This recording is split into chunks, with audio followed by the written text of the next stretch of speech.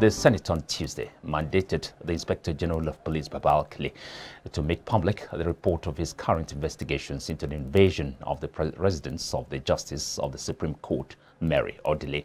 The Senate resolution followed the point of order by Senator Betty Apiafi at the resumption of plenary, and the Red Chamber condemned the invasion and described it as a breach of justice at Odile's privacy. Now, President Muhammadu Buhari has asked the Senate to confirm Professor Ayo Omotayo as Director General of the National Institute for Policy and Strategic Studies. The request was contained in a letter read on Tuesday during plenary by the Senate President Ahmed Lawan, moments after the chamber resumed plenary from its 18 working days recess. Special Assistant to President on Senate, Israel Tabiawo, disclosed this in a statement issued on Tuesday.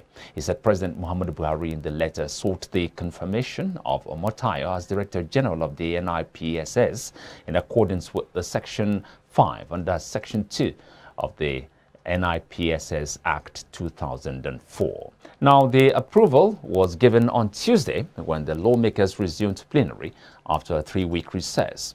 A 7-man conference committee had been constituted by the upper chamber to meet with members of the House of Representatives Conference Committee and harmonize the differences in the Senate and House versions of the Electoral Act Amendment Bill. On October the 12th, the Senate bowed to pressure and gave the Independent National Electoral Commission the sole power to determine the mode of transmission of results. Shortly after the Senate's approval, the House of Representatives also passed the bill, completing the process of amending the Electoral Act Amendment Bill. The Independent National Electoral Commission, INEC, on Sunday announced a supplementary election in the council area following non-conduct of the exercise in the area, with All Progressives Grand Alliance, ABGA, winning 18 of the local councils. The tight security is not unexpected in view of its volatility, which contributed largely to the failure of the exercise to hold in the area.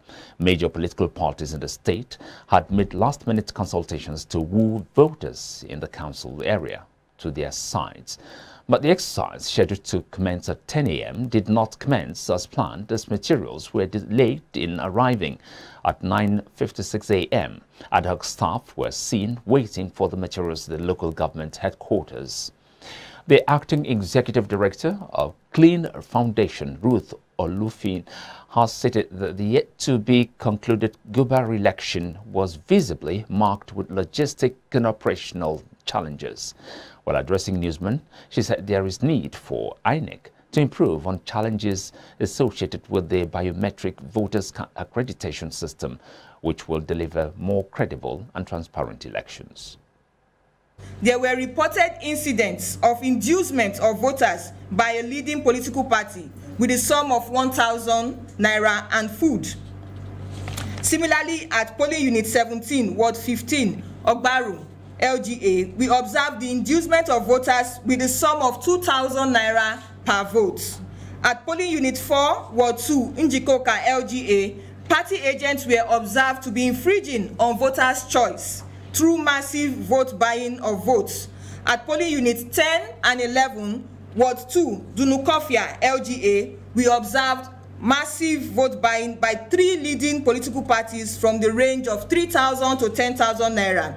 Interestingly, this increased the number of voters who trooped to such polling units. We observed that elections did not hold in some polling units, leading to voters' disenfranchisement. For instance, at Ward 1 and 2, Idemili LGA, elections were not held due to poor logistics arrangements and non-availability of INEC officials at the polling units. This made the voters to be aggrieved at the process.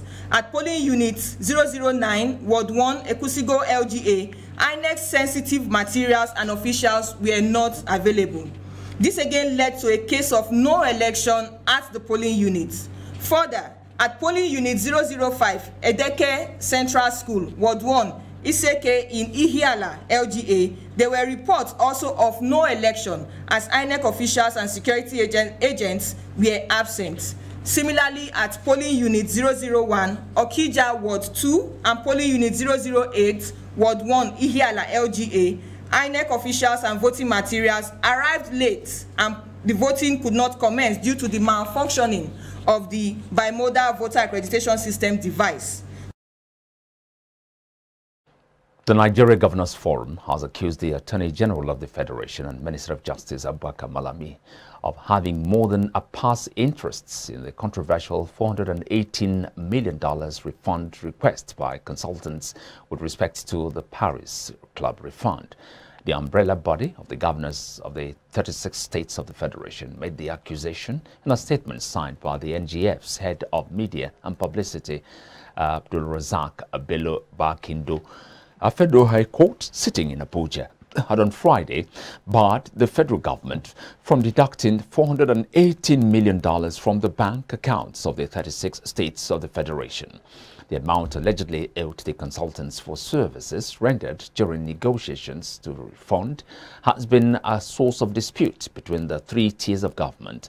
Bello Bakindo noted that the position of the AGF, as contained in a statement signed by his media advisor, Dr. Umar Gwando, on Friday, in which he displayed open support for the consultants against the states, raises questions of propriety and the spirit of justice. And the AGF's spokesman argued that the payment in question was made in favor of private contractors or consultants for the alleged work done for the states and local governments under Paris Club refund. He also countered claims that the NGF and the local government were seeking to transfer their liability to the federal government, saying there was no liability to transfer in the first place. The coalition support groups for Asiwaju Bola Ahmed Tinubu is set to hold a 1 million man march for its political idol in Ibadan, your state capital, in support of his presidential ambition in the 2023 election. The support groups announced this at the inauguration of its committee in Ibadan, saying that participants are expected from Lagos, Ogun, Oyo, Osun, Ondo, and Ekiti states. Asiwaju you have seen for a few weeks now is different from the Asiwaju you've seen before that you think is not feeling fine. You can see how strong the man is, and for you to see that kind of person, you know it can take up the affairs of this country. Yes, that is why we are forcing him to come out to declare.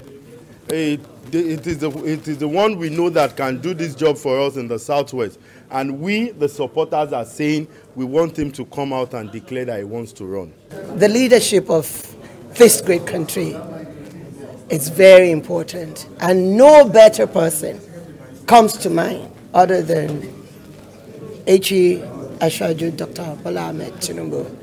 Based on antecedents, the most detribalized Nigerian you could ever have. The antecedent of Bola Ahmed Tinubu when he was the governor of Lagos State. And if you look at the antecedent of Lagos State today, the present Lagos State today is almost equally one of the best in Nigeria. So we believe that good governance is assured when our principal becomes the president of Nigeria. If you look at that 1 million work, I'm telling you the fact that the youth will constitute almost 80% of the work. We are telling him that is why the youth are coming together this time around to tell Asiwaju to come out and run for the presidency. Now, speaking at the opening plenary of the COP26 Climate Change Summit in Glasgow, Scotland, President Muhammadu Buhari said this despite the continent almost being non-emitters, stressing that it is responsible for a mere 5% of global emissions.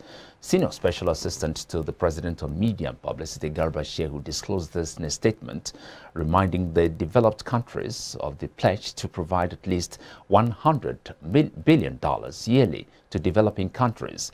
And Buhari said Africa has heard enough of the talk from rich nations, saying it's high time they walked their talk. He expressed disappointment that some of the world's biggest emitters, China, with an 11% contribution to global warming, and Russia did not attend the summit in person.